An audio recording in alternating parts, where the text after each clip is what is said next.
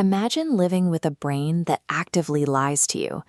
A severe physical accident, a blow to the head not unlike a high-speed collision, left our narrator with a persistent fog. It blurred his memories, scrambled his daily wavelengths, and set his mental baseline to a constant, underlying state of anxiety. This fragile equilibrium is tested during a completely routine trip to the gas station. He's just paying for fuel when the loudspeaker suddenly blares with an announcement. Somebody lost a thick wallet stuffed full of cash, and the staff is looking for it. Instantly, the gas station transforms. Patrons drop and crawl around aisles, acting as an impromptu search party. They project a helpful exterior, but the frantic, rabbit-like scramble reveals a herd mentality driven by the selfish hope of pocketing the cash themselves. Meanwhile, outside the chaos, one woman completely ignores the frenzy. Standing calmly by her car, casually blowing smoke rings and finishing a donut, she glances down and spots the missing wallet sitting directly in the trash can. But our narrator doesn't process this mundane discovery logically. His traumatic brain fog warps the environment. He sees the people staring, misinterpreting his abysmal mood as a flashing neon sign of guilt, and suddenly feels the entire crowd believes he is the one hiding the stolen money. He hasn't taken a dime, yet his body reacts as if he's actively hiding a weapon. He starts projecting an intense, unjustified guilt, convinced his mere presence is emitting a criminal signal to everyone in the parking lot. Then he looks up. Mounted on the exterior of the store, a security camera is pointed directly at his location. In his compromised state, that lens is an active interrogator, an unblinking eye tracking his every twitch. Logic completely shuts down. His central nervous system floods with adrenaline, prioritizing survival over reason. He cannot stay to explain himself, and his body executes a raw, biological flight response.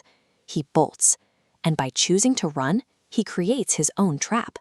He didn't commit a crime, but a guilty conscience manufactures its own evidence. Acting suspicious becomes the very thing that makes him a suspect. He explodes out of the parking lot, his arms and legs foray into a full sprint, as he tries to put as much distance as possible between himself and the imaginary accusations at the gas station. But he carries a specific childhood nervous tic. Whenever he feels stressed, he furiously twirls chewing gum around his dirty fingers and tongue. He's been doing it throughout this entire ordeal. Mid-stride, breathing heavy, he ejects the gum from his mouth, spitting it onto the pavement as he rushes to break records for his escape. The soft, malleable surface of the gum functions like a forensic mold. Every nervous twirl of his finger pressed a deep, high-contrast ridge into the material, effectively embedding his biometric identity into a discarded piece of trash.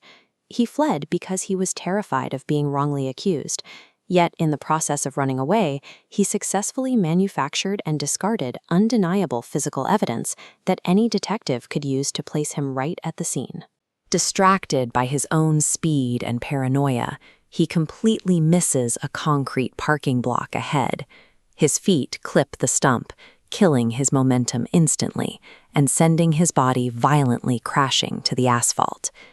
This anatomical schematic maps the immediate sensory overload of the impact.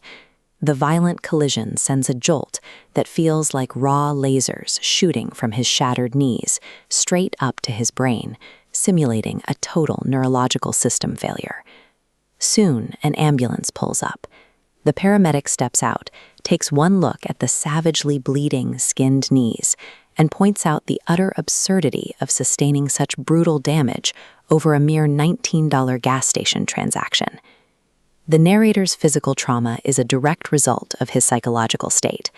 When the brain surrenders entirely to a paranoid flight response, the body eventually pays the kinetic cost. Shaking off the pain, he tries to stand up and speak with the responding authorities. Instead, he is met with the cold, hard reality of steel handcuffs clamping around his wrists, binding him to the scene. Forced to the ground, his environment narrows to a single sound, the soft, surreal beeping of a police officer's walkie-talkie resting nearby. Through the static, he doesn't hear a tense criminal investigation, but intercepts incredibly trivial office complaints. The officers are devoting donut runs, whining about a new hire who clearly had connections, and stressing over a retiring police chief who demands a giant party. The radio chatter spirals into absolute absurdity.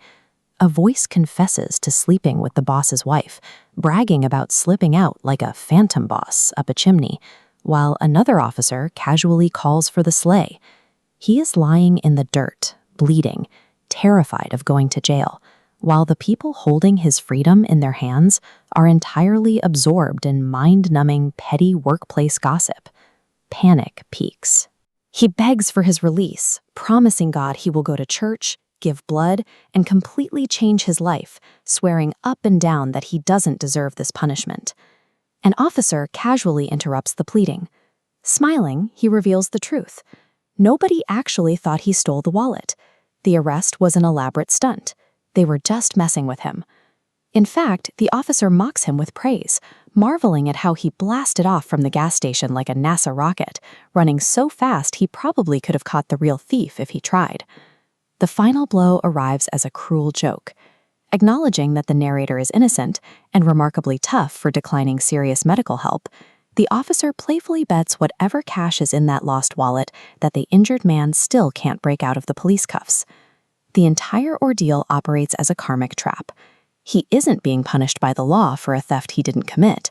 He is trapped on the asphalt, locked in handcuffs, solely because his own fractured mind convinced him to run. The paranoia itself built the prison.